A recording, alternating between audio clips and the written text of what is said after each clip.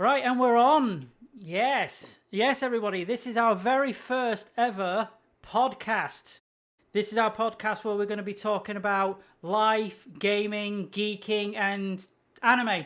Apparently, we are your hosts. I am Rick. This is Lazy Beats. We also have Mizusaru and Retrooni. And obviously, if you're watching this, you quiet you.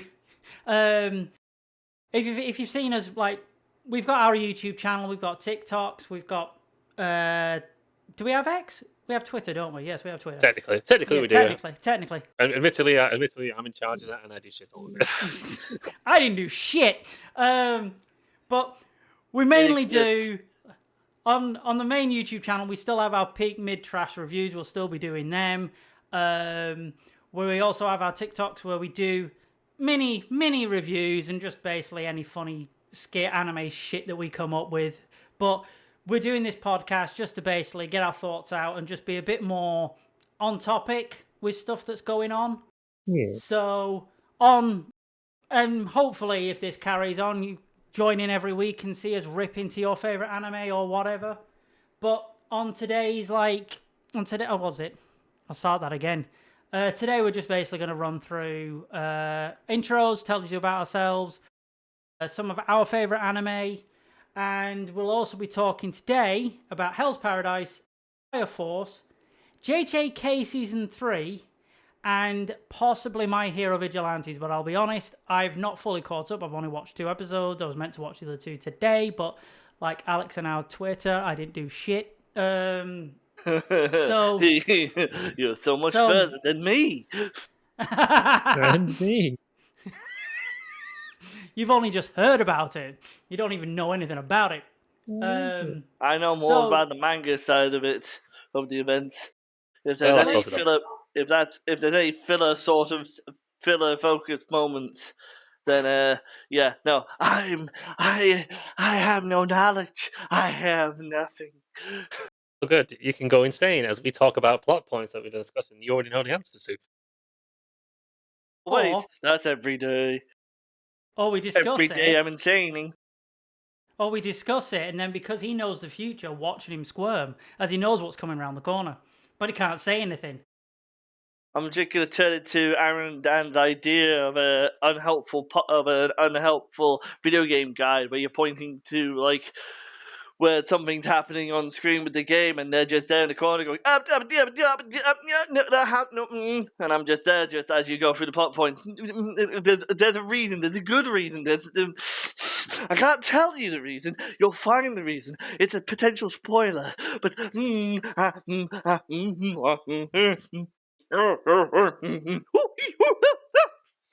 bat, Madge. Give me the bat. Give me the bat. Okay. Dial down, dude. Dial down. Yeah, calm down. We've only just started. You don't want to scare off the people now. Right, with the worst part out of the way, the introductions. I think that was enough. Yeah, I think that was enough, to be honest. I think just so then people at home know our taste and can judge us straight away. If I think we'll go through like some of like maybe our top 5 animes, just so people time? know our tastes and, like I said, can judge us. So of all time or like just now? of all time. Yeah, no time. strict rules. Oh, I'm not gonna go first. I want to judge yours first. Gee, thanks. Yeah, no worries. No worries. Just before we start, I've because when we've done our recordings previously, I always end up running out of like a drink to have. So I've got myself like this massive, like almost gallon gin bottle. But it's so funny because it has a little handle, and as I was filling it up in the kitchen to come upstairs to record, it looks like a lantern. And it looks like one of those ancient little lanterns, and I'm walking upstairs going, I think the oil lamps have run out. Kind of looks like... The canary's dead. Oh, God. It kind of almost looks like, the lantern from Green Lantern? And Brighty's dead. Yeah. I was worried I was going to get a really shit CG mask at one point. I was just bringing the water bottle up. Like, no word of a lie. I actually want a blue lantern. Shocker. We'll get it for your birthday. Given that you're our main editor, all I can think of is just in brightest contrast, in darkest slides, no edit shall escape my sight. No, surely I've got a copyright strike. No, surely it's in brightest contrast, in darkest jokes. So, right, who wants Right to people start? not stop by sight. I'm going to say Lazy Beats. Do you want to start with your top 5? My Should be top fun. 5 of Just- all time. Of all time! We Of need all some time. sounds on this Of all podcast. time. Like, Wow. I don't know to start. We need some sound on a chronologically. podcast. I believe we ourselves are the sound, brother. Don't worry, Liz Beast. This is a safe space. If you want to tell us that your favorite anime is Gleipnir, by all means. One We want- Punch Man season 3? Hell yeah. Yeah. Oh, wow, we've just ended this podcast very quick. No, I mean- of Wow. all time, I'm probably going to start from the beginning, and it's got to be Back in Dragon Ball ancient Z. Greece. Dragon Ball Z, good dude. It's got to be Dragon Ball Z because it is like that's what I started with back when I was hang like on, hang on, are you going- 7 years old. Are you going from like least to favorite? Like, because I was going to go from 5 Are you going to from 1. 5 to 1 or 1 to 5? It's too hard for me to Yeah, decide in that order. but- I think I'm just gonna. I'll start off a bit like in terms of like the first, but then after that it'll just be random. I'm going from least to. I'm going to like number 5. I'm going to start with 5 and go to 1 because I'm a professional. Don't make me choose. I'm going But- chronologically or whatever. Then I'm gonna Yeah, start go. with Just what I pick started off with 5. first. Go on. So DBZ, Yep. Of course, Um, classic. followed by Naruto. Yep. That was the next big one. Love it. Another classic. Death Note, Yep. Ovs. and then Demon Slayer and Chainsaw Man. Yeah. Very nice, very nice. Good list. Good list there. Thank you. I'm gonna go with Mizusaru because I'm terrified of retros, so I want to leave that for a bit. Go on, Mizu. Shh, shh, shh, shh. Well, Your dear turn, viewers, shush. if you're thinking that I'm going to be anything different than someone who just enjoys a lot of shonen, if it doesn't have punching in it, I'm not interested. Yeah, Doesn't have punching and boobs. It's not Yeah. for me. because Naruto is also on that list. Yeah, Yeah, absolutely love Naruto. If I was putting it on like top 5, it'd probably be number 1. Then we got to go with the other one of the big 3, Bleach. Love the shit out of that. You know, you're not a real man unless you have a sword bigger than you are. I'd probably have to go with Dragon Ball as well. Again, That's going to be your motto now. yeah, because I mean, let's be honest. I think the thing that probably got us all into anime is probably Dragon Ball. Yeah. You know, unless you want to go a bit further back and count something like I mean, for Pokemon. us millennials, like, yeah, definitely. Yeah, exactly. World. My Hero Academia. 'Cause it's that's definitely like one of the best modern era. And for my last one, I'm gonna go with something from my childhood, Digimon. Yeah, Yeah, I Digimon, thought yeah, definitely Digimon. Definitely Yeah. Digimon's going to be in your Yeah. top 5. Yeah. I think Gotta be. like It's gotta be. Digimon and Pokemon have got to be like starter anime. No, to be No, honest. yeah. I don't like the Pokemon anime. It kind of sucks. Yeah, It- but it in was How terms dare of, you like, speak the I truth? think, No, I think Pokemon's probably before DBZ in terms of like it's an anime that you didn't realize was an anime. You just thought it was a kid's cartoon show. Dragon Ball Z actually like predates Pokemon by quite a lot. But Yeah, by quite Yeah, well, no, but but I think in terms of like viewership, I think yeah, everyone knows Pokemon and seen Pokemon first. Didn't they? yeah, of course, yeah. Yeah, because I think, but yeah, like you said, we especially us in the West, we sort of like stumbled onto Pokemon first. Because I know I did. No, that's a lie. Because I'm old as shit. So I think I cannot remember. I think it's G-Force was the first anime I ever watched, and that's like a full vintage '90s. I'm sorry, 80s anime. I know what you're talking about, but all I can think of is that film with the guinea pigs. No, it's All definitely I'm thinking not is that. you probably watched like Mickey Mouse or something back. Willie's Boat House. No, come on, let's be real. Thomas the Tank Engine. I was watching. Was it? I'm not that old. Like I was watching Mickey Mouse before he was copyrighted. He was watching Steamboat Willie. That's a joke you made. So go on, Retro. Bless us with your list. This should be fun. I mean, like, I don't know why. I don't know why you're like, oh no, he's watched some kid shit. It's like, Well, no, I've read because you could. Are Yeah, you any read of shit. these 18 I've read and good under, shit. like, in terms I've of read age good rating? stuff, but the same as the most of you. My favorite series is around the same sort of age range. DB's is like fifth one would be Dragon Ball Z. Only Brilliant. fifth. Fourth, I would put Bleach. Nice. Yeah. Oh nice. wow. Okay. Was not expecting that. Third would be, I think, Full Metal Alchemist. Yeah. Ooh. Good choice. Okay. Good choice. Okay. Yeah. Making us all look like dickheads now. Carry on. Go on. Second is Naruto, and that's not just because of the series, but because of the emotional connection I have with my friends and family alongside it. Yeah. I will still remember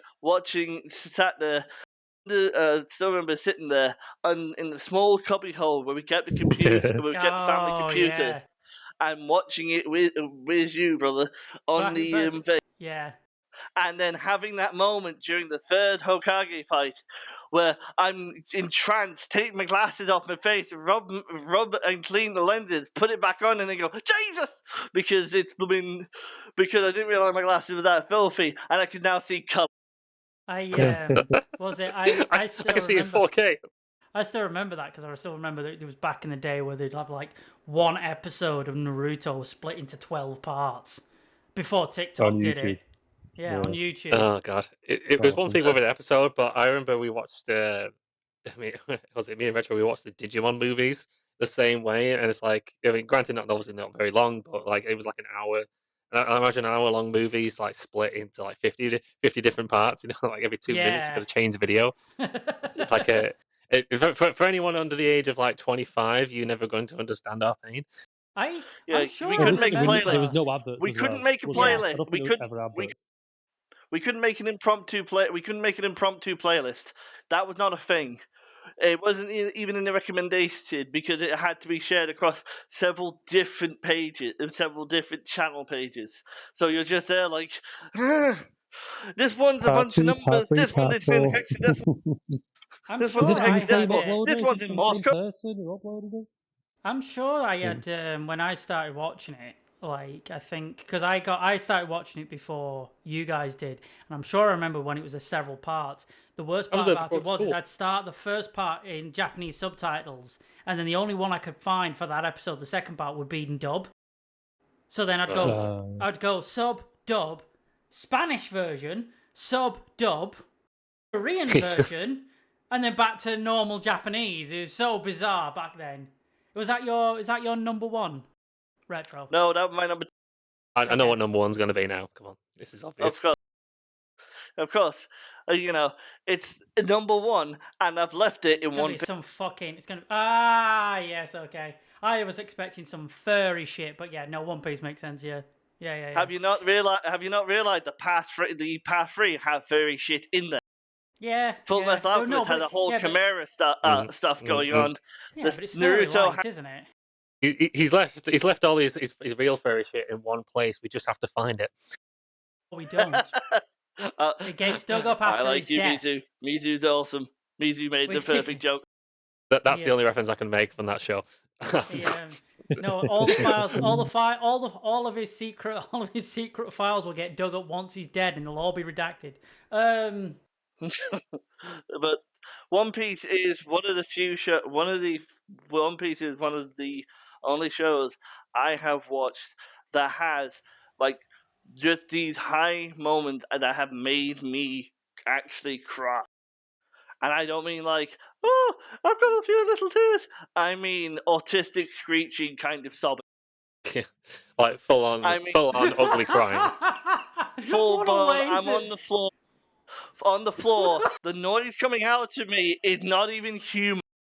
I've got people wondering if they should call an exorcist or the local animal control, wondering what's going on in the neighbor's yard.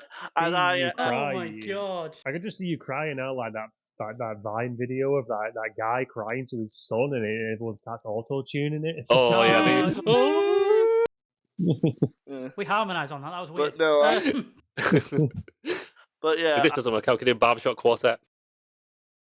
I'd like it, and I was like, I remembered it clearly because of the stuff that's recently happened in the Egghead Island arc that features one of my favorite characters, Bath Malibu Kuma. And for those of you who's wondering, I am a dad. I have my own 2 kids. So seeing what happens with him, I am just like, yep. And I'm off. Animal control has now been called out. Yep. Animal control, one side priest. So my list, and this is probably basic bitch shit, my list, and a lot of this has changed over the years. But at number 5 is Dragon Ball Z. That's one of the it's one of the anime that I fully got me engrossed in anime. Because like I said, it was Pokemon and Digimon beforehand, and then it was like it was Goku going Super Saiyan for the first time was the first bit I saw. And that impressed me because it was like everything I'd seen up to that point, like Beyblade and Pokemon, like the hero would just turn up at the last minute and just be like, yeah, I've won it in one fight. Whereas with Dragon Ball, Goku turns up and he doesn't win it in the first episode he turns up. No, this is like 12 episodes deep and they are beating the ever-loving piss out of each other. And I don't know why, I just thought that was fucking epic. So that's what got me into it. 4th place is Gurren Lagann. And was it weirdly enough, number 3 is Killer Kill as well. Because Trigger is one of my favourite anime studios of all time. I love how weird Trigger is, and I love how their animation is just out, like honestly, just out of this world. Anything that they bring out, I am right there ready to watch. There has been, I'm trying to think of one that I watched and I was really disappointed with, and I can't think which it was. One I was disappointed with. Was it like Little Witch Academia or something like that? Oh yeah, that was just because that was more slice of life, but it was still well animated. I just wasn't my bag. Number 2 is Death Note. Yeah. I am, well, you guys know, but the world doesn't, but I'm a hardcore Death Note fan. Like, so bad that I've got the manga, I've got the anime, I've got the actual replica Death Note. I have the 2 Japanese films, live action films. Do not get me to talk about the abomination that is the Netflix one. I still remember us all sat there watching it, and I like first 5 minutes in, my face was in my hands, and I was crying. I was like, "What have they done to my baby boy?" He was writing Death Note Netflix adaptation in the Death Note. And number 1, it's a newer anime. It's a newer one, but it still works. But it checks out. Is Dan Da Dan. Yeah. Dan Da Dan has got to be one of my, like, especially at the moment, one of my all-time favorites. It's just, I've like just watched the review. Like, I proper glazed the fuck out of it. It's just one of those. It's just one of those anime. Like, I love the humor. I love the artwork. I love the weirdness about it. And it's just one of my favorite of all time. I just can't top it. Yeah, so if you get anyone fancy watching a full nearly hour and a half review that we've done, then go ahead and watch it on our YouTube. It's Scarred Mentality, and it's probably one of the best I think we have done. It's just so good. Better be. It took me forever to bloody edit it. We had loads to say about that. So anyway, moving on.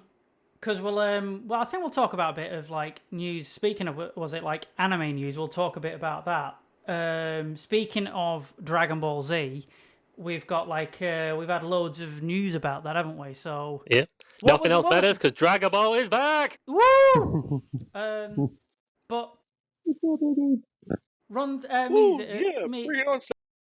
Mizu, you've got a better memory than me. Just run through the stuff that was announced for So Dragon Ball Z. probably the biggest thing is that we're finally getting the adaptation of the Mora arc. So this was like the Yep. next arc in the manga that was to be adapted, and my god, have we been waiting a fucking long time for it? Jesus, Like- we've been waiting.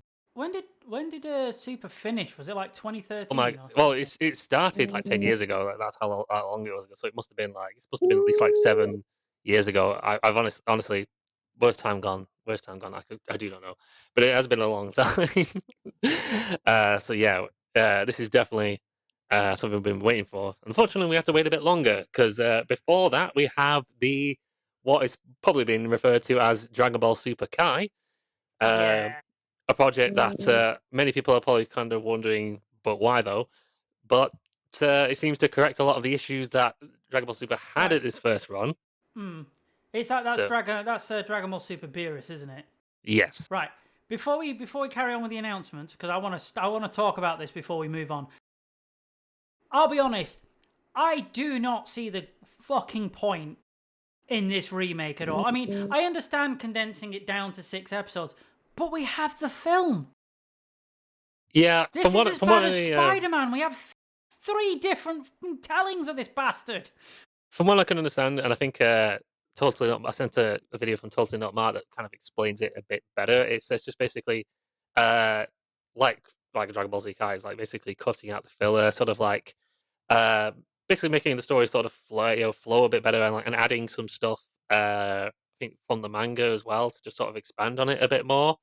I don't know. I think get it, but it just reminds me of like fucking George Lucas and Star Wars, where he just kept changing and changing and changing the movie to the point where there's so many versions of the original Star Wars but that it's just like, what's the original anymore? Yeah, but the difference is that he made it worse all the time. they're trying. This time they're actually improving upon it, and it's like if you go back and watch the first few arcs of Dragon Ball Super, you'll know exactly what I mean. They were awful times. You see, that's different to me because I remember watching the film, and then when Super started, the film is fantastic. But I remember when they said, "Oh, they're redoing the film." I completely skipped that. I didn't start watching Dragon Ball Super till the Champa arc, because I just didn't see the point in just having these 2 films and then retelling it through the anime.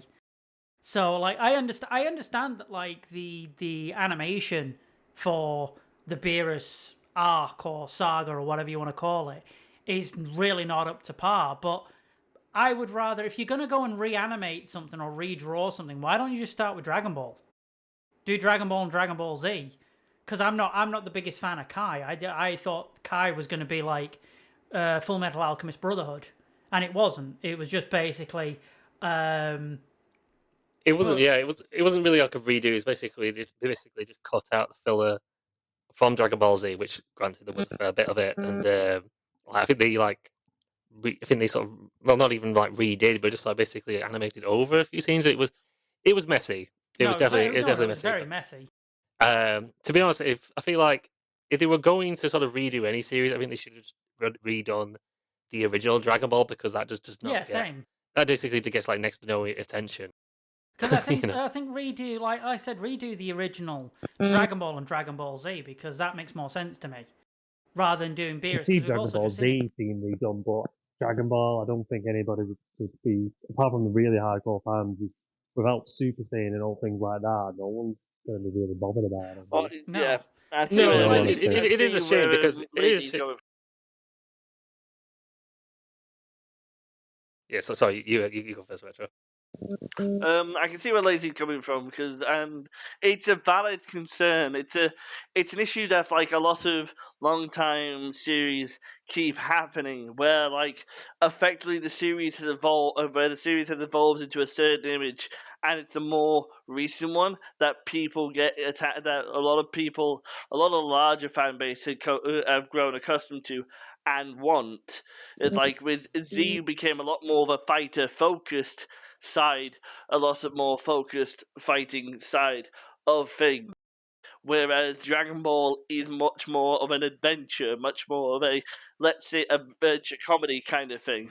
You do have comedy in Z, but it is very much like, here's this high stakes combat dealt by people who are whose martial arts have reached the point of near gods, and in the very one we're Look talking at about, on the wall of gods.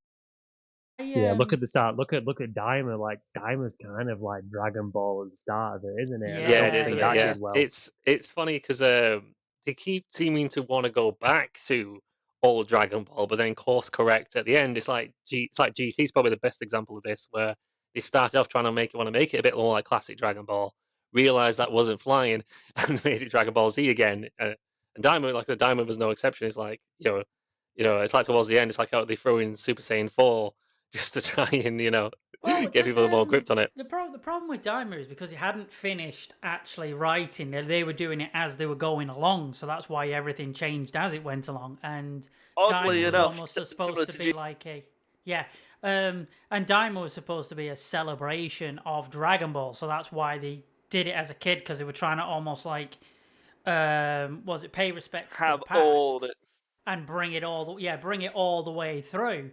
But on that as well, because I'd be interested if Dragon Ball Beerus has changed the story so Daima fits in with it. See, this is what I'm thinking more of, because what I've heard and what we've heard is that it's supposed to be not just a film, but a short mini series of like 6 or so many episodes. That's right. Yeah. Yeah, focusing across it all. So I'm thinking more along the lines of, it's not just, oh hey, we're gonna cut the chaff, make it a bit more narratively cohesive, but I also think that they may take the opportunity to make the world building more narratively cohesive. Maybe we see some of the after effects of Daima. Maybe we see the because obviously Daima is based just after the Boo arc. Yeah. Because God knows we need to cram more stuff in just before the end. I Don't know why. I can't stand that. I always thought Super should have just been like replaced GT. To be honest, I don't know why we need to fit in this like narrow sort of like 10-year time skip. I don't know why everything has to be fit in there. Just doesn't make any sense to me. No. It would make, to me, it makes more sense that they would do Super and then just kind of redo GT and then just redo GT, make Super GT, and go along with that. No. Let's not go that far. Let's not talk about GT. Let's go back. But what else? Like, so apart from That's like the the anime coming back, which I don't think we won't get like if they're doing it this way, we won't be getting the Morrow arc or the Galactic Patrol arc for another year anyway. Yeah, people are kind of predicting late 2027. Yeah, because so it seems like they're not just doing the Beerus sort of bit. It seems like they are going to redo all the Super. So it's basically sort of rebuilding up to that. I'm hoping they're not going to do like they're going to turn Broly into like 6 episodes as well, or no. I just hope they just stick the films as is, because I don't want that mixed into it. I just don't see the problem I'm having with Dragon Ball is we are like I think this is why everybody was excited for Diamond, because we're so suffocated for new material, and it's like that's why I'm annoyed that we're once again treading over Beerus and basically restarting and retelling from the start. I just want new Dragon Ball stories. I feel like because obviously since Akira Toriyama's passing, there's obviously it's all been kind of up in the air as to what was going on with Dragon Ball. Would it continue? Who owns who's going to lead it forward and stuff like that. And I'm guessing that's probably only recently been figured out, and that's probably why some of these projects are still a ways off. Yeah. So I guess they felt like, oh, we can just like redo Super. I feel like that they probably just thought that probably the easiest projects than doing, say, like redoing the original Dragon Ball, like I suggested. Yeah. It's a meme. It's very much a meme that I feel like they will want to get rid of, because everybody's seen the thumbs up Goku face that when he's in Super Saiyan, and just kind of the bad animation on that. Which again, no fault of the animators. I mean, fuck me, they need to go see their families at some point. Unlike me. I think the whole thing as well is that, well, obviously Dragon Ball Z is the most famous one. Super is, not counting Dama, is the most recent one. It's probably the one that more people, there'll be like this whole new generation of Dragon Ball fans that will have been their first Dragon Ball series, which is weird because it's like the third one chronologically. I don't know if this is a hot take or anything, but like, I am not the biggest fan of Dragon Ball Super. I enjoy it and I watch it, but it's just shock, horror, it's just I don't know. There's just some of the arcs are just like they have promise when they start and then they dip. Like my favorites, like the Dragon Ball Super Broly movie is one of my favorite things from Super. But it's arguably the best thing. Yeah. Spoilers going forward. Come on, the movie's like fucking 7 years old now, isn't it? If you haven't watched it, then And if you've not watched it, you're not a Dragon Ball fan. So yeah. But still, if it's something so good that we can convince people, then. But anyway, moving on. What other was there like? So we've got the anime coming back, and what else? What other Dragon Ball news have we got? So that was kind of it for the on the anime side. The other thing is just mainly the game. So as we know, there's a substantial update coming for Sparking Zero. Thank fuck. That game has been dead for so fucking long, man. It was so disappointing because like the DLC was fine, but the characters just on their own were not substantial enough to basically keep the player base hooked on it. It was basically a case of, if you're a Sparking Zero fan, to me, it's the equivalent of being stuck in prison and then ever so often just getting like a little bit of a treat thrown under the cell door. Yeah, it kind of is a bit. Because you're in this cell, you've not got access to a clock or time. You don't know how long it's been since you've had a Mars bar. Well, look, because the thing is, it's hard to compare it to a cell because at the end of the day, I argue that it is a great game to play. There's just not enough to do in it. That's the other thing. That's the other thing about that. That's the other thing about the anime coming back as well. I'm so excited for characters I will never get to play on Sparking Zero. Because by the time they bring the DLC out, I'll have moved on to the Xbox 4000. Oh yeah, like any of us are going to be able to afford that. Yeah. The 4000s will probably be the cheapest model. Yeah, but that's definitely. I think that definitely is promising. They added the Mission 100 mode. Was it early this week? Yeah, I think it was earlier this week. And that's kind of fun to play. It's a nice little start. It's something to do. There's not really any reward for it, but it's okay. Yeah. But yeah, hopefully they can kind of turn it around because I think it definitely deserves it. I mean, hell, if King Xenoverse has gotten 10 years of content, Sparking Zero absolutely deserves 10 years of content. I can't believe how long bloody Xenoverse 2 has been going on.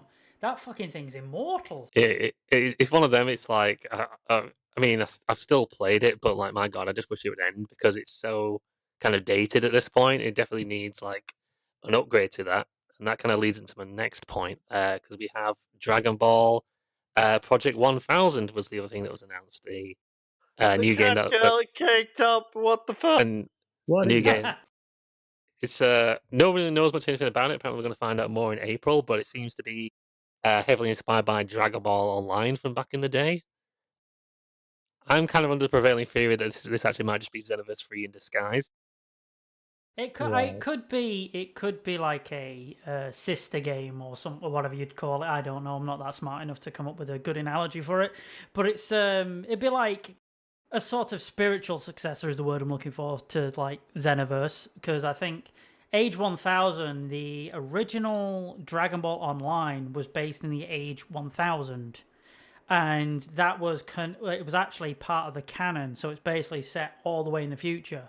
So I'm guessing it's going to be an RPG where you create your own character, but you can be any race you want to and learn anything from all the Z fighters. I'm guessing.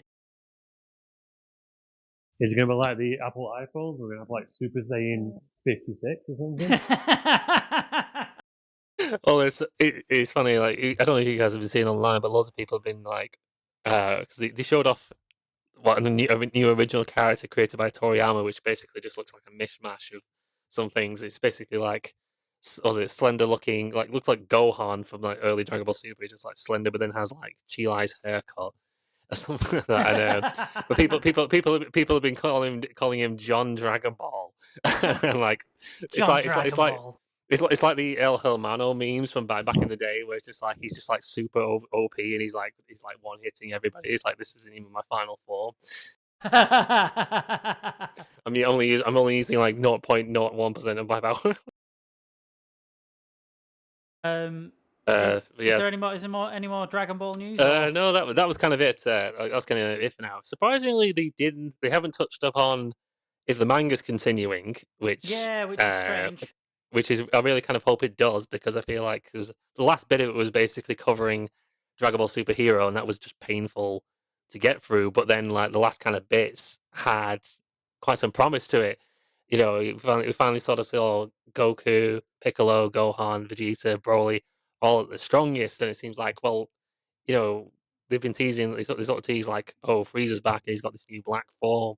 You know, it's like, where's this arc? You know, this is probably, you know, they have the potential to have this like really cool arc that sort of wraps up Dragon Ball Super. When was and we don't know if or when we're getting getting it. From that? Oh Christ! It's like like since Toriyama died. That was like 2 years ago. Oh geez. Yeah, so it's been on hiatus. It's not been cancelled. It is on hiatus. That is still the official word on it. But I don't think Toyotaro. I feel like Toyotaro is sort of very hesitant to carry on without Toriyama.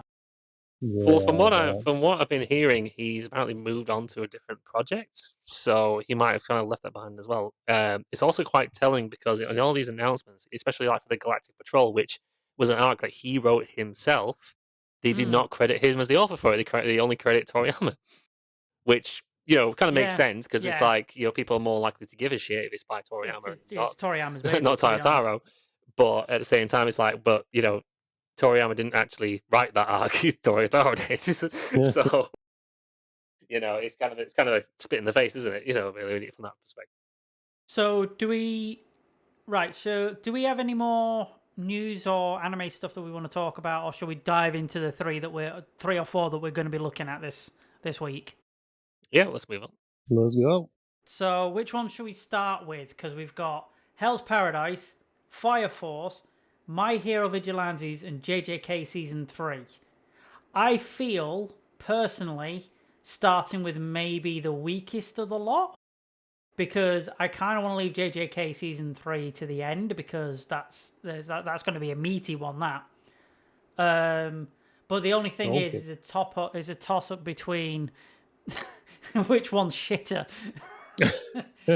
which one do you deem as trash-worthy? Hell's Paradise, Fire Force, or MHA Vigilantes? I know my thoughts.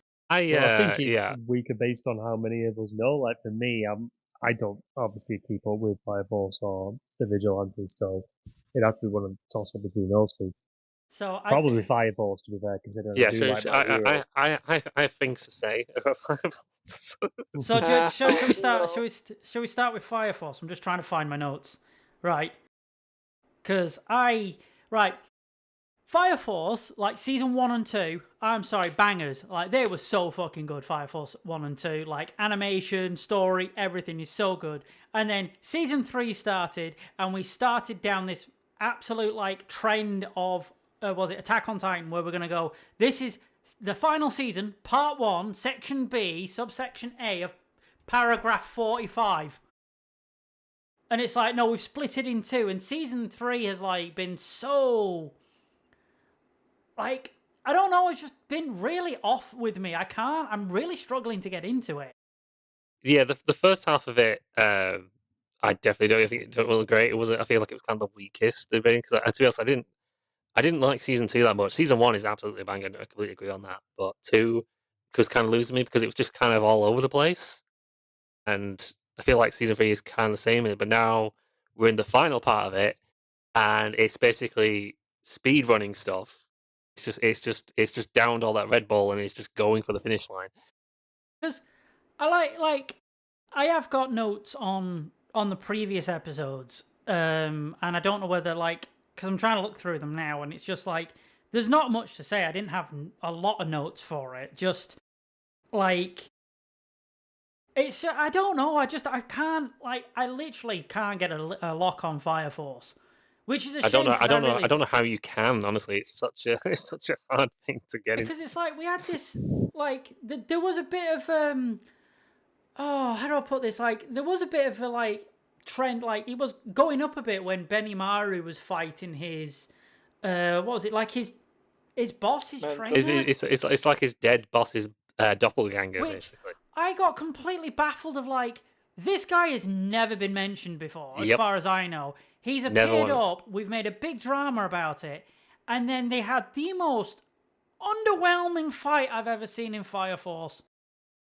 If I was to compare it to something, it's like you guys like Laserbeast. You probably remember with the war arc in Naruto where they just started resurrecting all these like famous ninjas from across time, but it's like, you know, they tell you why you should give a shit, but at the same time, it's like, why do I give a shit?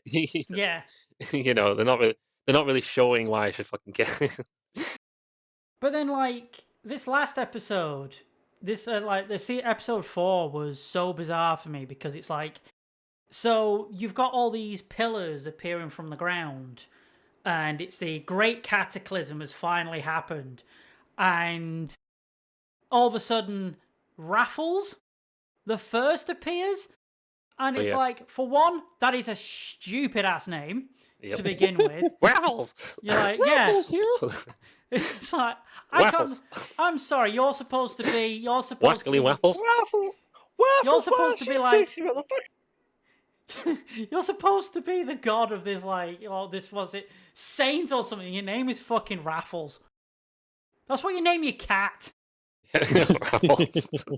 Come here, Raffles. Come here, Raffles. Goodbye. What's even worse about it though is because like fucking Raffles turns up, and it's like, yeah, he's this big deity that we've been talking about season 1. Yeah. No build up. He just turns up, like he just like walked in through the door, like, oh hi, Dad. Yeah, but also, why does he have a giant unknown behind him from Pokemon? Yeah. Did anyone else? Oh, I'm sorry. Like, hang on. I need to go back because like before the opening credits starts, I was in tears because they bring out this bald general who has fire on his head, and they somehow, for some reason, decide we're gonna strap him into a tank.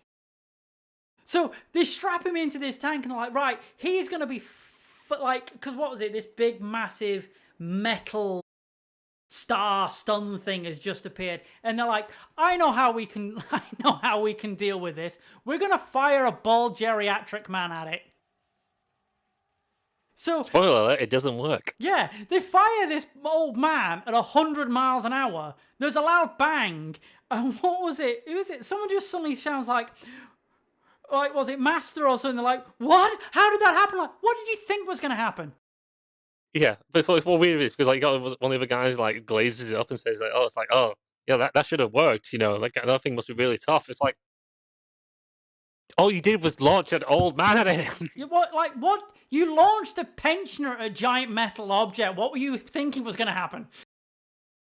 And then, sorry, go on. Sorry, because before we go get the episode, the thing I wanted to talk about Fire Force is the episode prior, where we find out that Shinra, the main character, is fucking Jesus. Hang on, let me rephrase that. He is Jesus. Yeah, thank you. He's not actually fucking the Holy Child. I don't know. This series could be anything at this point, but like, I shit you not, Laserbeast. Like they have a whole episode basically explaining that him and his brother were immaculate conceptions. They are the Christ people. That was so weird. They're just like the virgin births, and I think it's even weirder that all the people that her mother went to, like doctors and everyone's like, "Oh, you're a bit of a whore, aren't you? You done been fucking around. Like there ain't no virgin birth around here. You done a hoe bag." All these people being like really sort of awful to her, and it's like, oh, you don't know who the dad is? Ah, you're a lying bitch. You Jeremy Kyle, here we come. we need to, sort of a little side note, we need to edit a clip of like Dr. House's audio, because I'm sure, isn't that like one of the episodes or something where he tries to convince, he says like, oh, this woman is like trying to convince how he's got pregnant, and he lies and says it's an immaculate birth, and actually she's just a whore. Well, no, because it's because she walks in and she said she's pregnant. He says, "Oh, you're pregnant." She said, "Oh, I can't be. Me and my husband, me and my boyfriend are saving ourselves till saving ourselves for marriage." And it's like, well, obviously you've been having an affair. And she said, "Oh, is there any way I could have it with like off the toilet seat?" And you went, and he goes, "Yeah, if there's a man sitting between you and the toilet seat." It's one of my favorite jokes that from House. Yeah. But it is. It's just so like, and I don't know why. Like, Fire Force suddenly does this like social commentary at the most random moments. Because I'm sure it was like Benimaru was like Benimaru's boss or dad starts like oh, he's very abusive and starts beating him up. And it's like they've suddenly felt the need to sort of like, what's that? I am taking psychic damage. Yeah. Yeah. Because I've read the manga, so I know all. The Eye of Agamotto. Okay, the one. Okay, I've read to its end. I was there when it started, and I read it to its finish. And then on the flip side, we got Lazy Beats, who was probably, I think you've probably seen the first half of season 1. Yeah, I don't think anybody wants to hear my opinion because there pretty much is none. Yeah. I started it in season 1, and I think I watched about 20 episodes, so I'm giving it a good fucking go. But I don't know, I just couldn't get into it. I just couldn't get into it at all, and I think he was saying as well, like in terms of like the story, I just couldn't follow it, and I just couldn't get into behind any of the characters. Like I didn't feel any empathy or anything towards wanting to follow these characters' stories. I'm over here having read it and know how it ends, know the answers, know whatnot, and I'm just here with barbecue sauce on my titty going, I can't say anything! I can't answer, I can't give an opinion because freaking it's spoilers! I had to sort of. I had no idea what the fuck you were referencing for a bit there when you were talking about barbecue sauce. I'm just concerned of where your mind goes. I'm guessing it's a fucking fat bastard reference, isn't it? Oh no, it's a meme. No, it's what he does on the weekend. This is Saturday night. Yeah, it's a meme from ages. I think I'm gonna say this last bit on I'm gonna say this little bit on Fire Force. Last little bit because like to go back to episode 4, it's when they're fighting Raffles.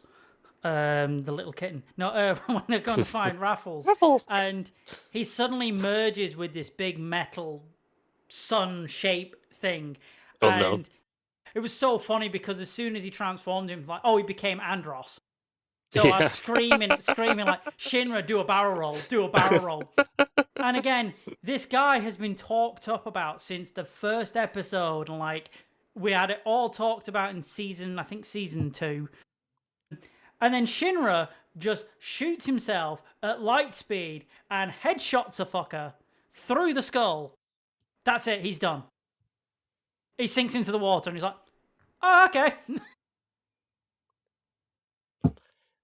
Yeah, well, it's to do with this whole weird thing because, like, I find this cataclysm is causing this alternate world of Adola to merge with the real world. It's like, and it's made up of like a collective unconscious of people and like what they view as things. So that's why the moon is turning. It's like that's why the moon has like a smiley face on it. Stuff like that. Because that's what people. Yeah, because that's what people think of when they see the moon, and that's like why the water suddenly turns into like Japanese like art painting of water and stuff like that in the Benny episode. And why friggin' Shinra has a moment where his doppelganger takes over his body and he's a punk because everyone thinks of Which we don't see. They decided that wouldn't be interesting to dive into. That was so weird to me with the beginning of this season because it's just like because in the last episode he fucking time travels, fucking Doctor Who's himself to what seems to be like present day Japan, and everything's realistic, and it was just such a fucking mind trip. I love And then Lazy comes Beats back- having no clue of what we're talking about. Yeah. He doesn't even know if We this could- is we still could- the same I could show anymore. I could just be making this up for all he knows. We could do. Yeah. And he comes back and he wakes up and he's blonde, and he's like, they make a whole big deal about that, and it's like, and they don't even like talk about the time travel. They And don't then even, Raffles they don't even- becomes Santa Claus. yeah. And he's like, this whole what should be a big deal is completely glazed over. Yeah. And I'm just ask, playing with Raffles with him. Well, yeah. And I had to ask Rich. The best part of all of this is I can do one better and get all three of you with some bollocks, having seen it towards the end. So watch out for the potato. I don't know if he's real or not. Right, moving on to Fire Force, and I'm going to say this now. We're going to skip MHA Vigilantes because I have absolutely nothing to say on it because it's 2 episodes of fuck all.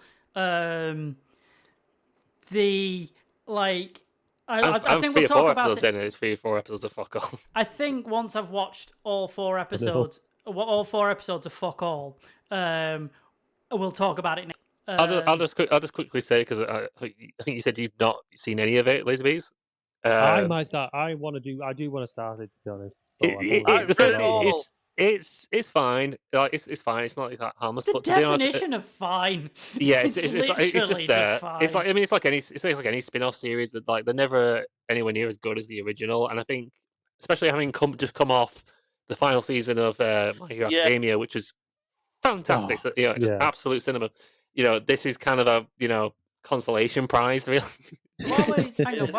While we're talking about MHA, before we get into Hell's Paradise and JJK, kind of want to talk about the end of My Hero Academia, because I just want to say this to get it out of the way. Like, it was so funny because me and Retro had been reading it week to week. So we read the manga and we saw it end. We also saw JJK end at pretty much the same time.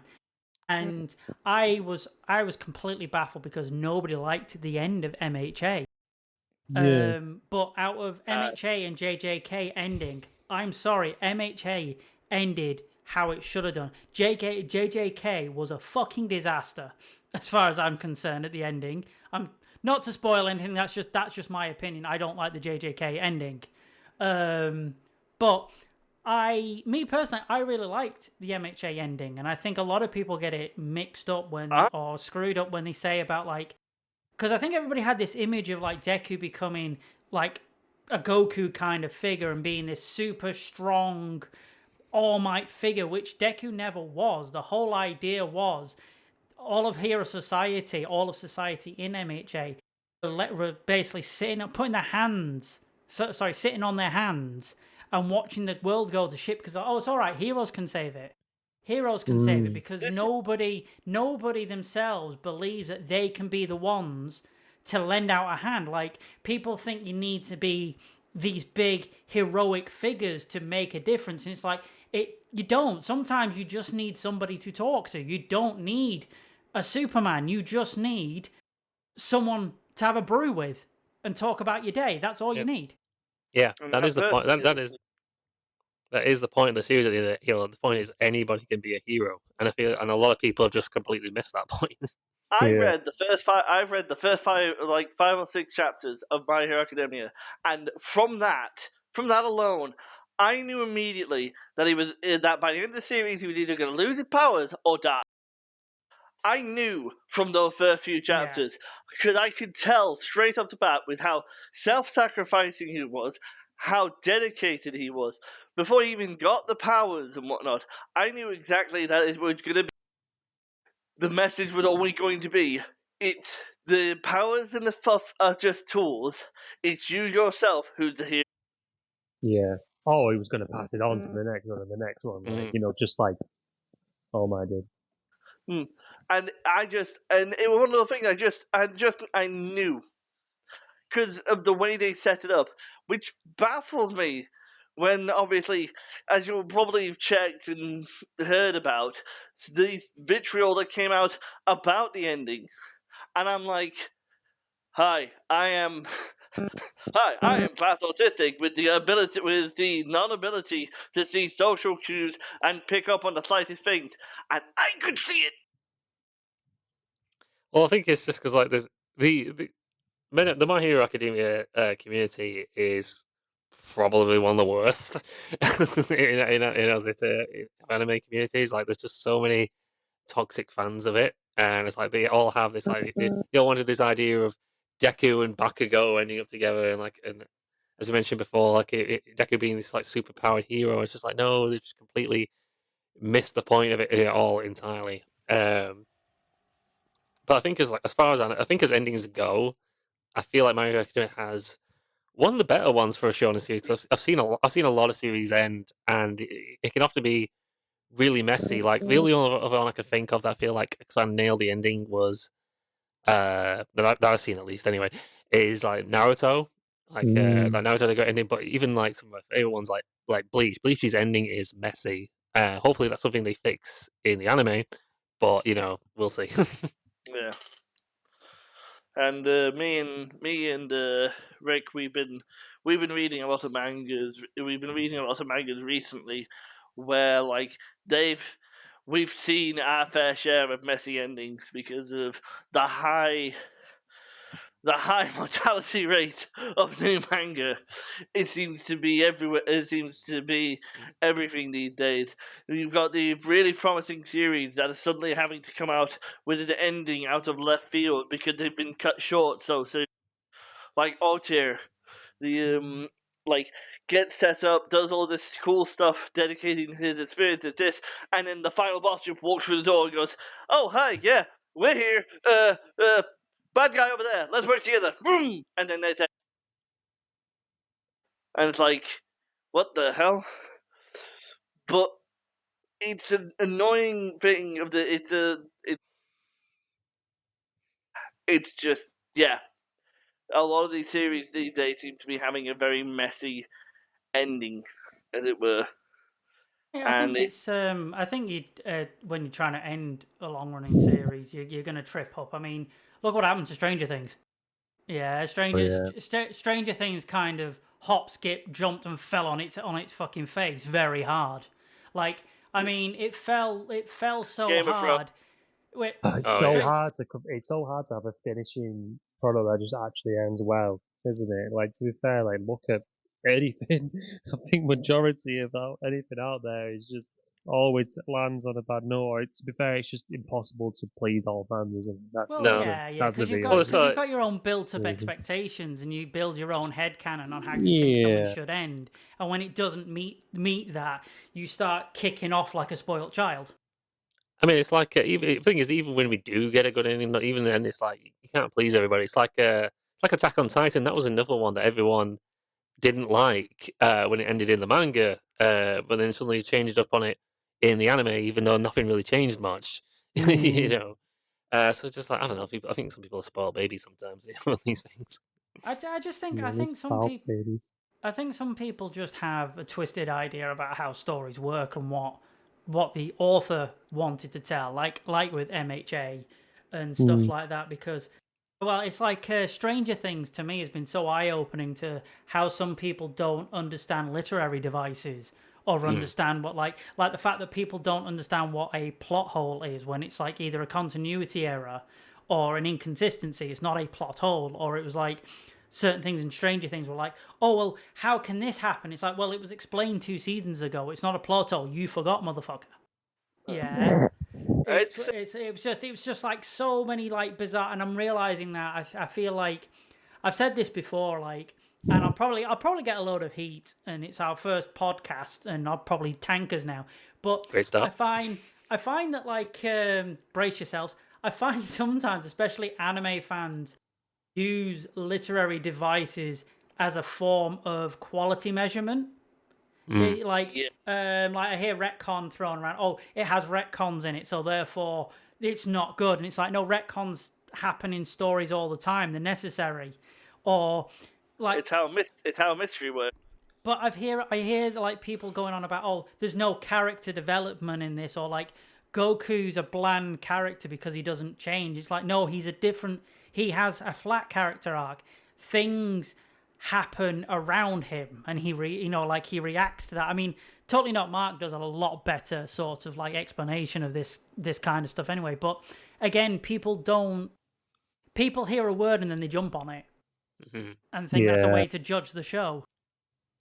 I mean, look at like just not even thinking about manga, but like the Western side of it, like comics and everything. Look how many adaptations there are of every single comic book hero you read. Like they got to do these different changes and variations because it just gets messy, and sometimes they just wipe it all clean and start from fresh, don't they? Like it's just got to do that, especially for series like and stuff like for DBZ and stuff to carry on and keep doing it. They have, fortunately, just the waters are going to get muddy. Like that's just the way it is.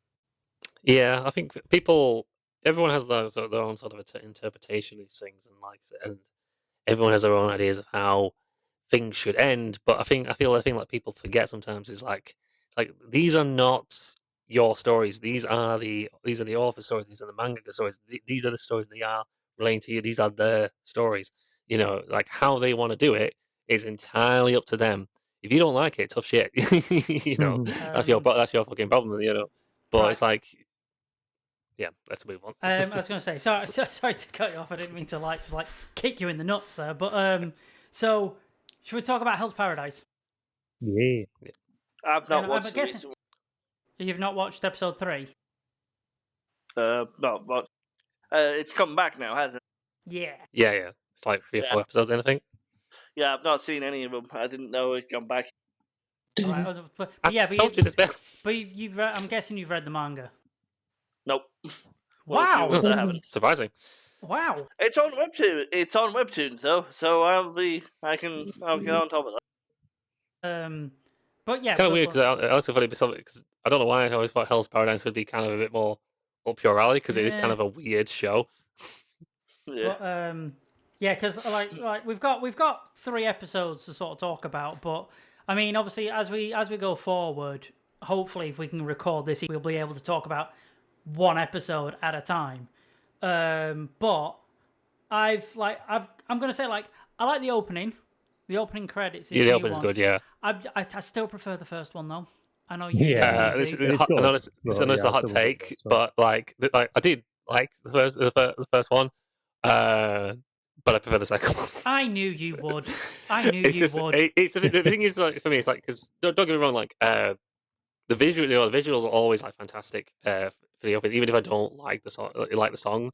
But again, it's the song choice for me. Like I said, didn't think the first one was bad. I want to stress that. No, just not to my taste. I'm still going to stab you up for it anyway, so it doesn't matter. Yeah, I know. Grovel all you want. Grovel all you want. You're already dirty in my mind anyway. Well, once we start talking about JJK openings, I'm definitely going to get stabbed. Oh no! No! Oh no! Yeah, because podcast is already burning. Spoiler alert, people. I don't like specials. Don't misinterpret that. I just realised that might come out wrong. You didn't even said that. This podcast is burning. This podcast is burning already. Oh no. Burn. You never said that. I would. Mizu, I'd just like to take this moment to thank you for PewDiePieing us. Anyway, very, very inappropriate. Anyway, I'm already impressed with like these 3 episodes already because some of the issues I had with the first season have kind of improved with this one because like the animation quality is improved and I feel like Mappa were allowed to see their friends and family. I don't know. I feel like it's the opposite. I feel like they've been locked in the basement because, like, very much. Obviously, we've got JJK, which also looks fantastic, and then this is all. Yeah, that's all come off right off the back of the Chainsaw Man. How the hell have they had a time for all this? Damn. But I'm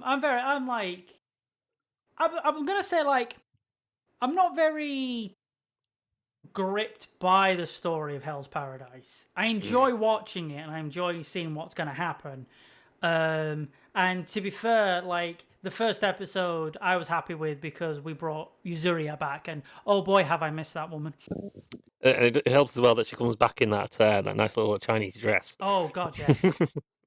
Yeah, if that was any indication for you to watch it retro, it should be like using in a tight green Chinese dress. I am bringing it up now. It's like I've still got that figurine of Yuzuria that you got me. She's like watching over my shoulder, judging me. Yes. It's like as soon as she turned up, I was like, I suddenly need to practice Tao aggressively. Yeah, because that's one thing that's definitely going on with this season. There's a lot more nudity in this season than I think in the first very nippleless nudity. Mm-hmm. I kind of understand it to get around the censors, and I'm like, I'm not gonna lie, I'm a bit of a gooner, but like, I'm like, come on, like, a bit. It's like. Just show some nipple. It feels weird without. But it's not. But it's like it's not even nipple that you want to see, because like the one that, like, if we're talking about the bit that I think we're talking about, it's like that's one of the people that like just swaps between being a man and a woman on the fly. All the 10. All the 10. It's like it's just like the guy that they have pinned down. Like they were literally fighting them as a dude 5 minutes ago, and now they're naked and on top of him. It's like so it's so funny. Like, you know what? I hated you when you had a cock. Now you have a vagina. I'm thinking differently.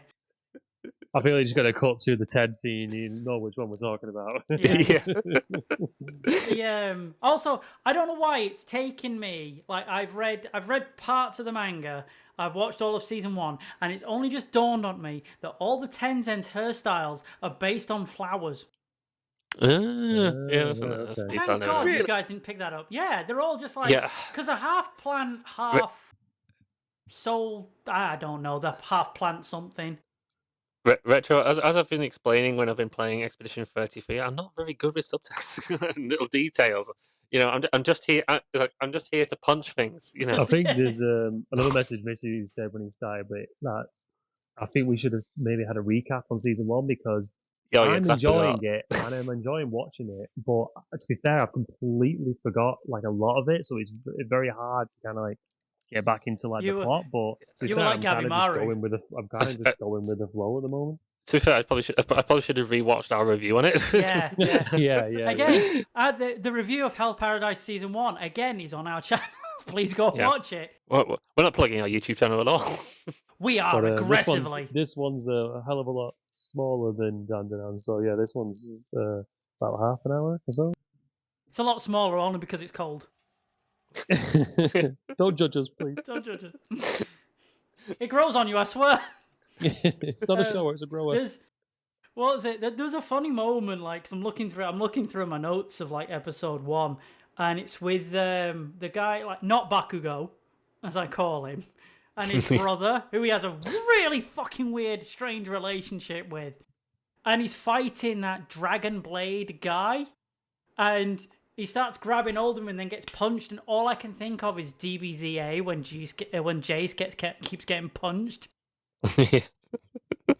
You know the bit I'm talking about? Like, he just keeps swinging and punching him. He's like, stop hitting me! What did the captain say to do when getting punched in the face? Jace, if you ever find yourself getting punched in the face, all you gotta do is, oh, I did it again! I cut off the captain! I can't do an Australian accent. Was it speaking of Dragon Blade? Because like you've got it was May as well? Because May May's really weird. Like she when she talks, she makes me think of 11 from season 1 of Stranger Things, where she talks in all these broken sentences. And then it's again Dragon Blade when she suddenly turns into this 21-year-old, and Dragon Blade's kind of like, oh my god, it's got tits now. I must fuck it. Oh god. Yeah, no, that was super uncomfortable. When she changes back as well, and he was like, "Oh my god, I'm so disappointed I didn't put you on my shoulders." I know this is probably like 150 odd years too early, but it's like that guy has definitely been on the Epstein list. He started it. Yeah. He This is the island. He trained him. Oh shit! This is the island. This is the island. Shit. This is Epstein Island and the island from Lost. Oh, I feel like that fucking John Cena meme where he's looking at the ground figuring everything out. It's like, oh my god. Oh god! If they come to the next episode and they come across a bunch of numbers, that's it. I'm gonna stop watching. I mean, it's already they're already describing that apparently they're like grinding people up to use so for immortality. I bet like you can't tell me that's something the Illuminati isn't doing on Epstein Island. Soylent Green is people. Are you telling me? Okay, Are you telling me James Woods in Family Guy were telling the truth? Yes. So it's but before this becomes a political podcast, Yeah, let's bring it back. there was be on fire. There's one bit as well. Again, to talk on not necessarily the nudity, but like the definitely sexual nature of this series. The bit with because I do love Yuzuri because who doesn't? But I'm also quite a fan of Sagiri as well, the other waifu in this show. I'm a bit iffy on her. Oh, fuck off! No. Hey, you didn't like the first opening. You can fuck off. But that bit where she sort of climbs on top of Gabimaru to quote unquote heal him with Tao. It's just like just Gabimaru like oh no, she has me pinned down. It's okay, I'll help you go back the fuck off. Yeah, it's like I mean I don't think I've been like that under hot on the collar since like that Makima scene in Chainsaw. Oh yeah. I speaking of which is like when I told you how much I like Reese. Oh god. No, this is going to be the whole podcast now, just Sam talking about Rize. What was it? When Not Bakugo has been pinned down and he's about to shag the Tenzen guy. And it was so funny because he's holding on to him and they're about to get all passionate. And he says he talks about his brother. He's like, it's all right. Poor choice of words. It's okay. I'm coming for you. It's like, yeah. You know, when you're about to go taint deep into a Tenzen, I don't think thinking about your brother's going to help you. Well, all I can think of is like, because at one point the Tenzen asks like, "Oh, is there any particular act you want me to perform?" And all I can think of is just like, "Yeah, could you put on could you put on this wig and call me Nissan?"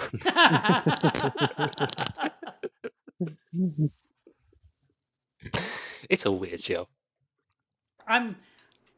To be honest though, it's just fun because it's so weird because usually if you've got, I find like if there's a show that has like sexual context or like, sorry, say that again. I'll say that in English this time.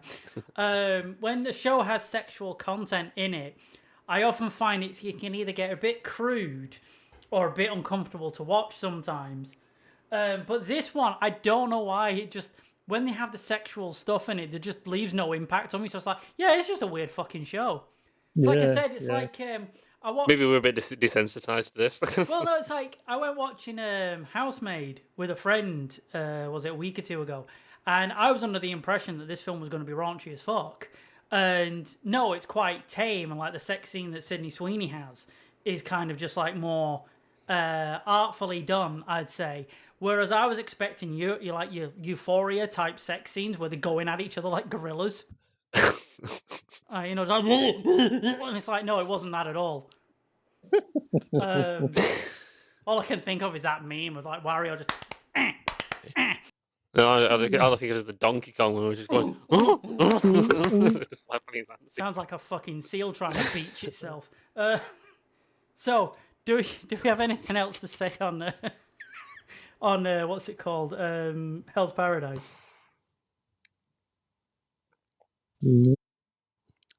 Because everybody's talking once. Going once, going twice. Right, shall we talk about the main event then? JJK. Yeah. Fuck yeah. I'm going to take a wild stab in the dark here and say, Retro, you've not watched it. You would be correct. You're losing your credentials on this podcast very quickly. if it wasn't, but he's read it all though. Yeah, he read it all. Oh yeah, he's read it all. Of course, he's read it all. So again, this is going to be another thing where because I've not read it. Well, I know you guys have read all of it, or at least more of it than I have. Me and Retro have completed the manga. Lazy, I don't know about you. I've read quite a bit into the Culling Games, but I'm probably somewhere in the middle of season 3, or towards the end, depending on how much to get through. Right. Okay. So not that far. Not that far.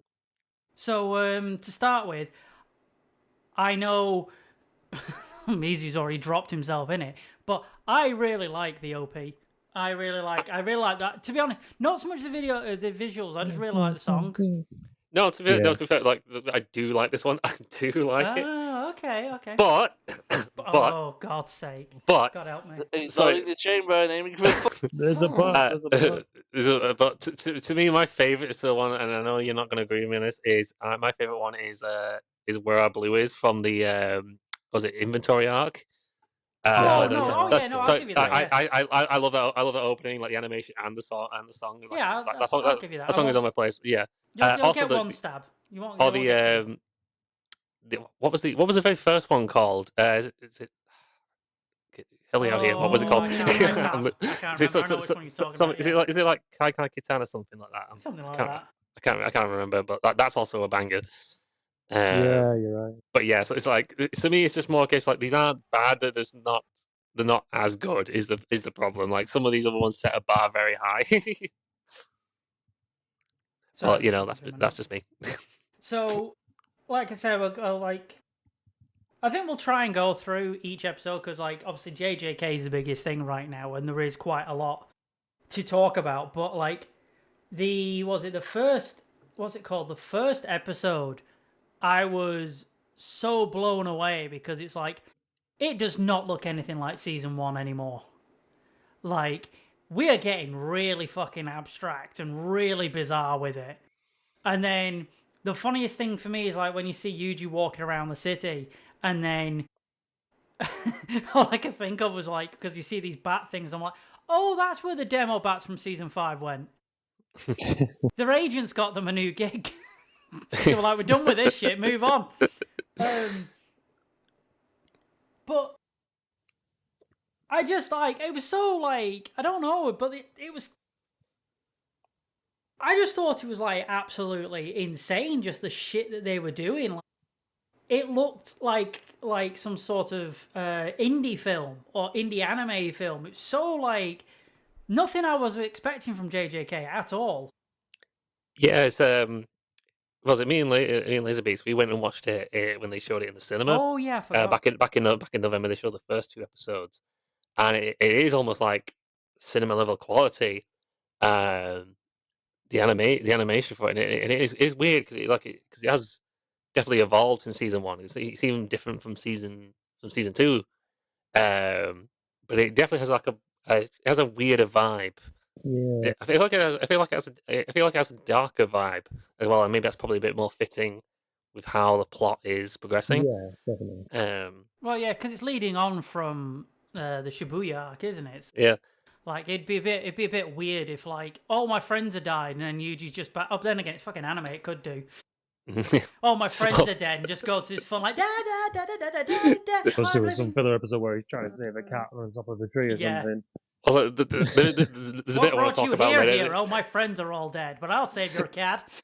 There's a bit I want to talk about the latest episode. That's something to do with that, but what about a cat in a tree? Oh. No, about the like we'll get to it when we get to it. But I think, but me and Mizu went watching the first 2 episodes in the cinema. And I like it better now, but at the time in the cinema, I don't know if it's just because the way they did the movie, but I felt like I was just battered with too much going on because they split half of the movie into season 2 highlights. So we were just constantly getting the best parts of season 2, which is a fucking lot, condensed into 40 minutes, followed by the last half of the first 2 episodes of season 3, which was good to see, but then it felt like I was watching it all in fast forward. So I still enjoyed it, but I was just like, too much fucking shit's happening. I can't comprehend it. I'm not gonna lie. I felt like that was just watching episode 2 because I can't remember. I feel like episode 1 and 2 for me it was a bit like a fever dream because I was watching it but nothing sunk in. Which is funny because when everybody was doing was it Naoto? I can't say his name. Naito meme where he's punching Chozo while he's like brushing his hair, like to run his, like sorting his hair out. I don't even remember that being in the fucking show. It wasn't. They added that. Oh, they added that. Yeah. Yeah, it's not in the manga. Yeah. Well, no, I know it wasn't in the manga. What I meant is when I first watched the episode. Because it was such a fever dream for me watching that. Right. You don't remember that scene? No, I don't remember that bit being there because it was just like I don't know what it was like. I've never taken drugs, but like these first 2 episodes, I feel like it. This is what I imagine what an LSD trip feels like. I think with it being in sub, and sometimes they're doing this thing now, which I've noticed, where they're having. Like, say, like there's 2 characters on screen, you are seeing what they're saying or hearing what they're saying both at the same time. Yeah. Which is already disorientating enough for anyone who's trying to watch the show and see the subtitles at the same time. It's hard, isn't it?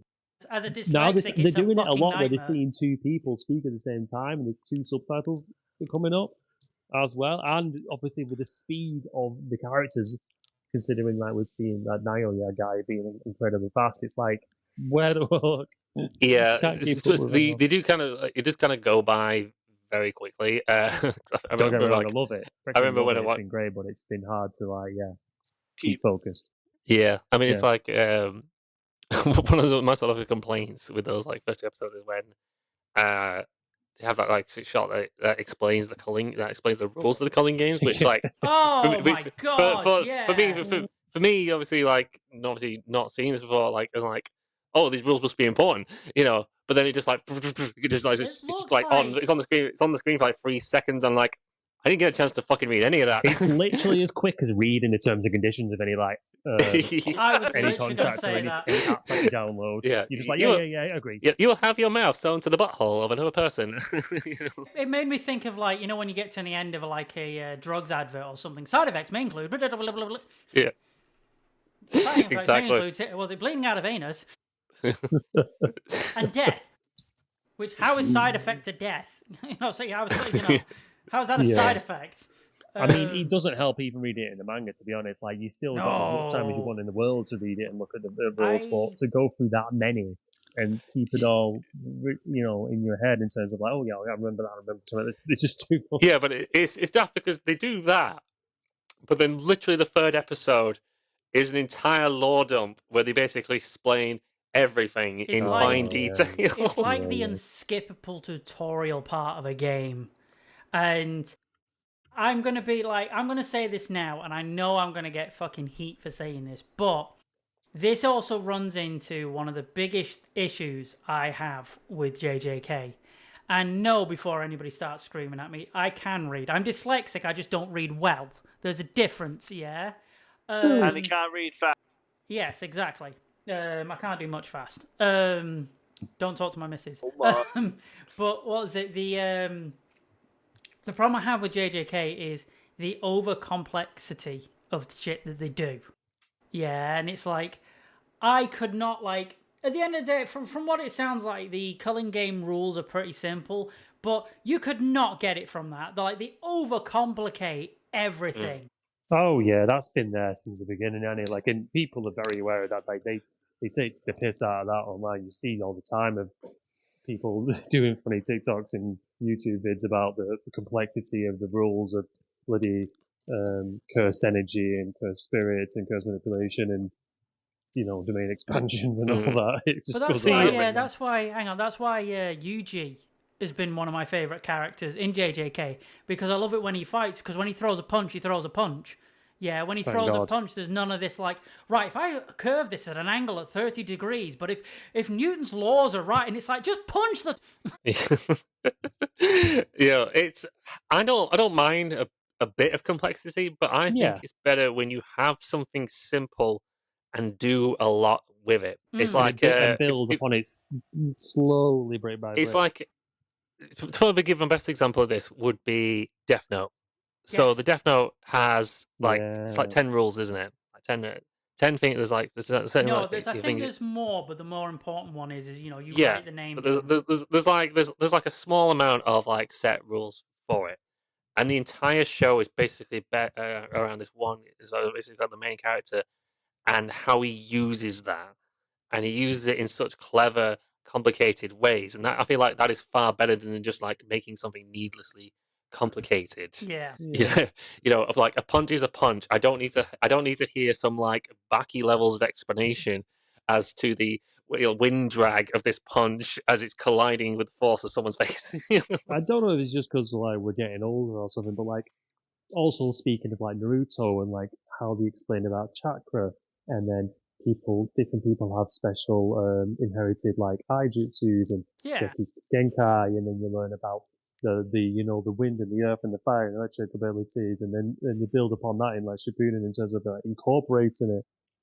Like I don't know, it just makes so good, makes sense. Like it makes so much sense that you could almost believe it to be real because this world has been created so well and everything's been worked out that it just like makes so sense, like it could be real. Well, it's like It's so thought out so well, but I don't know. I just can't get my head around JJK, and I don't mind not knowing that. That's great as well. That's still interesting, but I just don't. My knowledge towards the background of no. all of it is very kind of grey and Well, twisted. the way I think about it, it's almost like if you've got like let's say Naruto, and it's almost like your teacher turns around and says like, right, you're joining my lesson. Do you know Bruce Lee? Yes. Right, there you go. Do what Bruce Lee does. Punch and kick things. Whereas in JJK, you go up into a class and he goes, right, do you know quantum physics? No, I don't. Well, you're fucked then, aren't you? And it's like I said, like I have quite a few problems with JJK. I still enjoy watching it, and I'm enjoying watching this season. But a lot of JJK I have issues with, and it's like there's a lot of things introduced that mean fuck all. There's a lot of like I said, quantum physics for throwing what is essentially a kick. That's like I don't understand why we're overcomplicating this and who the fuck it's for. When it doesn't, when it comes down to absolutely fucking nothing. I think it's so the narrator who can get a bigger paycheck Yeah. as he explains all of this. Is he like he's getting paid by the word? That's probably. I mean, God knows how much because it's the narrator is Tengen's also Tengen's voice actor. So like Tengen from obviously from JJK, not from Demon Slayer. Let's get flashy. So it's just like that one episode was just basically them talking for 20 minutes. Is like, my God, like I hope he's getting paid by the word. That's a TikTok. We need to do, was it Tengen, but speaking like Tengen from Demon Slayer. When he's trying to explain, let's just get flashy. Doesn't explain anything, Tengen. Saying that, moving on to, what was it, episode 4, which I'm sorry has to be one of the best episodes I've seen all year, and we're only in January. Like best episode of the year, best episode of the one of the best episodes of the decade. It's like Maki is one of my favorite characters, and I remember. Well, Retro will probably remember this more because when we were reading it, we used to obviously message each other how what you think of the chapter and stuff. But I remember really enjoying this part, and I enjoyed Maki just ripping the fuck out of all of these people. And it's like, what makes me laugh is like when there's like the very start of the episode was somebody calls her ugly. And I'm like, who is this colossal fuck nugget? I will find him myself. Because Maki is so cool. And all the way through it, I'm thinking like, Gojo who? Yeah. Toji who? Yeah. Fuck these guys. It should like... No, I was just gonna say, it's like when everybody makes that meme of just like, oh, they're the fastest in the universe except for Gojo. Yeah, no, it should be except for Maki. Oh yeah. And when I read this as well, which is probably a lot later in New Jagger and Retro, but I was so excited to see this animated because I knew I wasn't too far behind in terms of seeing it happening because I knew season 3 was coming, and I was just rocking back and forth like Deku We just can't wait for this episode to come out because I just know it was just going to be something good. And when I saw it, and it was like, even though it's only a small extra, but I've seen it 28 minutes long, I was like, oh yeah, they come on.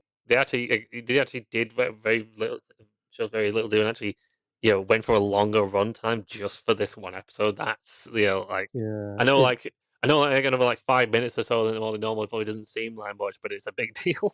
yeah. If anything, I wish it was just a little bit longer, but it was brilliant. It's But just there has unfortunately been a lot of obviously like backlash towards it, hasn't it? yeah, it's weird. It's weird because the Japanese don't actually like this episode, and the next one after that, which I find really unusual and I find really strange. But apparently, a lot of the Japanese think that it was poorly done. There was a lot of unnecessary, like, artistic takes on it, and apparently, us Westerners only care about all the flashy stuff and all the punching and animation. We don't actually care for the story. I mean, to a degree, like they're not wrong on that fact. It's like there is a lot of fans who the all flash and no bang, so to speak to it. But There's a I'm sex sorry, joke like there. I'm sorry, I just don't I don't understand how they can't like this episode. I don't. I mean, maybe it's a cultural thing. I don't understand it, but it's like it's the same way they didn't like season 1 of Chainsaw Man. I don't know how you can not like that. It was amazing. It's a fantastic adaptation I have a of theory. it. I have a theory what I think it is, and I think it's because anime now is the anime theory. I can't do the voice, and I won't. I think it's basically a lot of anime now. Now that like with the internet and stuff like that, a lot of anime now is starting. They're starting to wanting to cater to Western audiences, to like the Americans and to us. So they are changing certain, or they're changing certain stories or changing certain, like going seasonal to cater more to Western, so they can sell it there. And I don't think the Japanese are very happy with it. So I wonder, I'm probably completely wrong. I wonder if there's a little bit of this like, they don't actually despise the episode, but they're hoping if they kick up enough fuss that they will just keep everything traditionally Japanese rather than trying to sell it to us. I think even of those listeners would probably agree to like, yeah, you know what? They shouldn't be catering towards Western audiences. Western audiences should be catering to Japanese audiences in Japanese ways because we should keep it true to their source of material and what they do. I don't want it to change too much, and that's what makes it a bit scary because with this partnership with Netflix and stuff, you can imagine these in Netflix, whatever conglomerates getting involved and putting the penny's worth in terms of like, oh, take this out, get rid of that. No, you can't show this. No, you can't show that. Change this. Put this in. Add that in. And we like, if they end up changing some of the greatest like series and stuff out there towards, like they're just going to ruin it. And now that is definitely a fear out there. Yeah. Yeah, no, I agree with that. Yeah, I think you have a good point there, but I also think it's back to like in the same way that we are obviously experiencing Japanese media and like Eastern media. In the same vein, they are also experiencing our stuff because it's like if you take this Maki episode for example, there's obviously a bit of it that's very heavily inspired by Kill Bill. Yeah, because it was in the manga. Yeah. So and it's like and like another example would be like My Hero Academia. There's a lot of Star Wars references in there. It's I think they are getting as inspired by Western media as much as we are getting inspired by them. It is a bit of give and take. So that's. I do think there's a bit of politics. I do think there's a lot of politics to play in this, which we're not going to go into because we're not that kind of podcast. But because one of the things they complained about was the music during Maki's fight scene, and I'm sorry, I will die on this hill. I thought that was brilliant. I love the fact that the music was so mundane while she's slitting throats. It's an odd choice because it kind of goes all over the place as the fight goes on, but I like it. I love it. I can't even when you mentioned that I was like, you know what? I don't even remember hearing it. It's like so in the background. Yeah. I'm not like consciously making an effort to be like, oh right, this is making this sound on this. Like I couldn't even tell you what kind of music or anything was playing during it because I was just watching it. Like that's like gone over me. Like I can't even remember what I was hearing. I was just watching purely for the satisfaction of everything that was going on screen. I absolutely love this episode. It's one of them, like Oh, I thought like the action and everything, and it's again like I mean I like Maki as a character anyway. She is one of my like top 3 characters in JJK anyway. But like especially after this moment. But the only issue I had with it is again as I've already mentioned, there's a lot of complicated stuff in JJK which flies over my head because I didn't realize that Maki's sister had made her the sword out of herself. I didn't realize that was what she could do. Yeah. Well, I think the one thing is that because while they have like talked about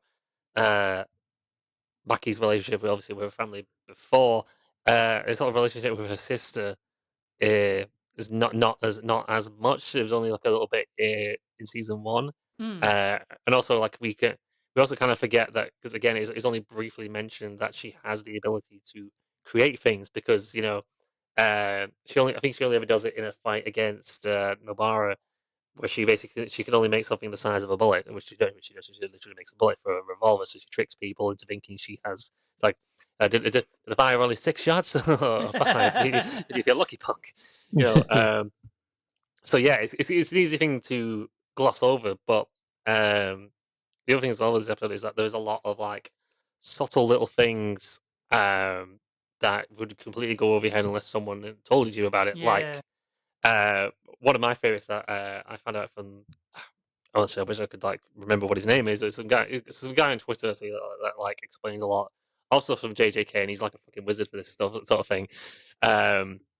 He explains like because there's a bit where when they're in the sort of like Maki and Maya in this sort of like mind thing as as Maya's dying, and she gives Maki a read, and like to anyone that just seems like nothing. That just seems like some okay. Why the fuck is she giving her a read? What does that mean? But it's all to do with this like Japanese folktale, and it's to do with the actual name of this arc, perfect preparation, where it's like saying like it's like geese or something as they're like flying away. They always carry a reed and they leave it behind on an island so that when they come back, they have something to eat on the way back. So something along those lines. It's basically like one of those like Japanese folktales that like has a big metaphor, and but it has such a perfect meaning for that relationship because your mind's obviously giving it to Maki because like she doesn't need it anymore. She's obviously being left behind, and so Maki's prepared to go forward. It's perfect preparation, and I think that's fucking beautiful.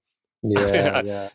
Like I'm not usually like I said, I'm a simple man and I love my fights, but like little things, little details like that aren't necessarily overcomplicated. It's just like beautiful little folktales. So I think that's really special.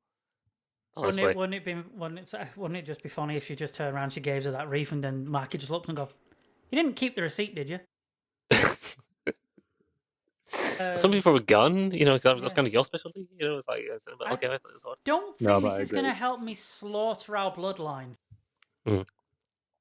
Also, it's like I didn't realize at first that like that was the sword that Toji had, or at least a replica of it. I didn't know that. Yeah, I think it just kind of looks like it, doesn't it? But I don't think. Well, it is like specifically a 1-to-1 replica because apparently it even has the same abilities, but they don't really touch on that. It's like it has a name. Is it like it's like fucking soul severing sword or something like that? It basically has an ability that basically lets you cut through any defense to attack a person's soul directly. But again, this is all little stuff that I had to find out. Like I didn't because they don't tell you. So that's an exact second replica of that. Basically, she's basically managed to replicate this like special grade cursed tool like that, which again, this is why she well she's already dying anyway, but that's why she drops dead anyway. But I think it's because that's just the way Jujutsu works. It's kind of a lot like alchemy in Full Metal Alchemist. Like if you want to start getting something powerful, it has to come at a great cost. And in this case, obviously, it's her life. Shall we move on to episode 5? and just like probably just wrap it up after episode 5 because Sure. I thought it was funny that we saw the principle, because this is where I got lost because I couldn't really get it. Even when reading the manga, I couldn't really get into it because I didn't know the principal that well. I didn't think he was as important in character, and then it made me laugh when he sat there with all his teddy bears, and all I could think of was like this is not the Toy Story 5 I was looking for. Well, it's very, This is the one I got. It's like depressing Winnie the Pooh. Yeah. It's weird, especially when you realise kind of how they've come alive and stuff. Yeah, because I got, because it's been that long since I've read the manga, I got really confused as well when that old guy turned up and he started strumming the guitar, and I'm like, oh right, you're giving me death music. Yeah. Now that's what I call music to die to. This was the bit I wanted to talk about, and I mentioned earlier, with the sort of weird timing the show has sometimes, because you have this moment of the principal is killed, and then obviously Panda his great creation comes along, sees all this, and obviously starts crying over it and says like, "Oh, pandas do cry," and then it immediately cuts to the opening, which is very upbeat. but it's funny as well because I swear to God, as what was it you like? Because Panda gives out this. What did you call it, Sam? Like an autistic scream or something? Oh yeah, autistic screech. Yeah, this the autistic screech. But what's funny is they cut it off halfway through, so he goes. Yeah. Yeah. Yeah. He's dead. Lucky. It's because this isn't the first time they've done this. Your dad got killed by an old man. Your dad got killed by an old man. This isn't the first time they've done this either, because it's like they had it in the Shibuya arc where Yuji just come back after from like Sukuna's rampage and just seen the entire half of Shibuya is just a crater now. And it just starts playing the ending credits for that, and to be honest, I did think that when I saw the opening the first time, I did think like, oh, I can't wait for this to be played over a trauma moment. Yeah. And even with season 1, because like there was obviously little episodes that like ending on a traumatic moment, but that had like a really upbeat, upbeat ending. That's just anime. That's just anime in general, isn't it? Because it was like that Dandadan. Oh, was it season 1, episode 7, where we had that like literally like tearful moment of like Across Silky disappearing, and then it literally like went into dubstep, just like It's like, oh wow. Just anime does that all the time. There's going to be like someone has been torn asunder from like from the groin upwards, and then we'll go into some like pop young girly pop idol-y shit playing. It's just like they need to sort of get into the habit of one, playing the opening first before getting into any actual stuff. Stop playing the opening 5 minutes in, And if you're ending on an emotional moment, just don't have the end credits. Nobody reads the end credits anyway. We're just here for the vibes. Could you imagine that being in a production meeting and just going up to the director like, yeah, I've just got a few questions. So in this scene, his father's just been shot and torn apart by bears.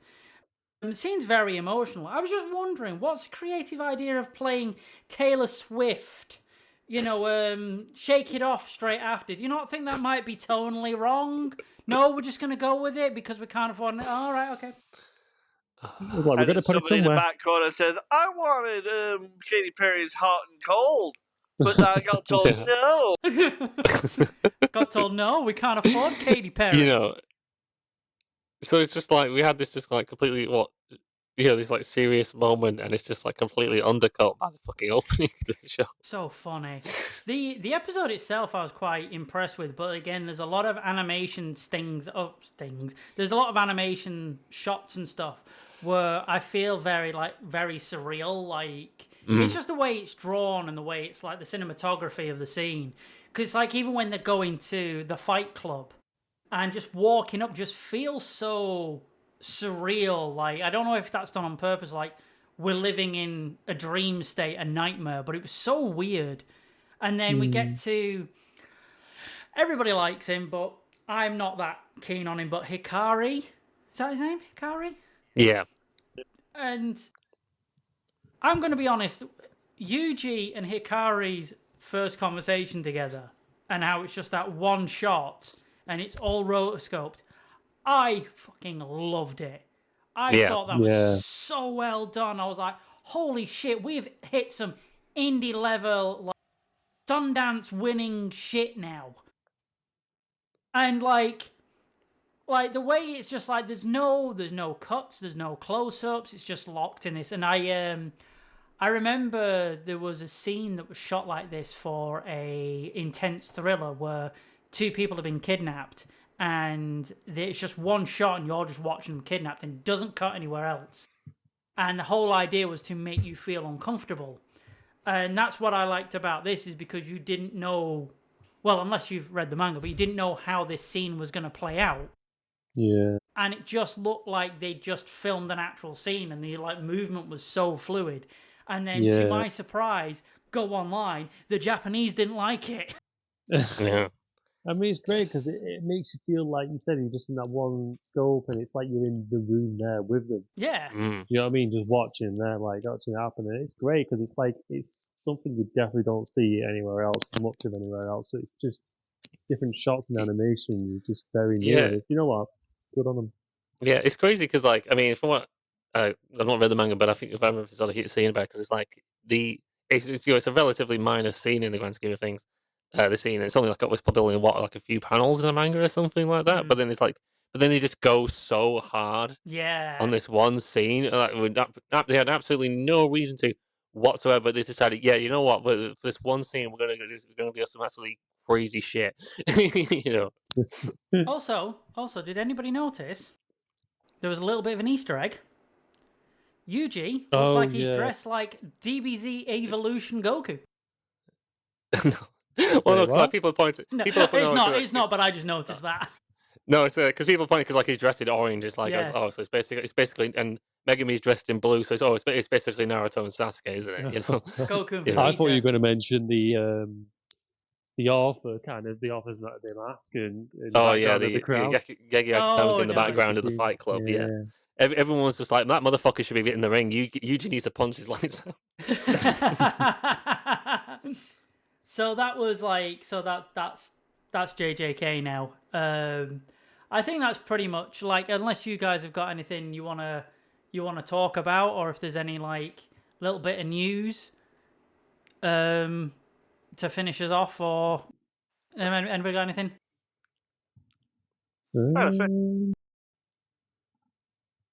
It's not so much. I didn't walk in with this idea, but it was just it was something that I brought up before.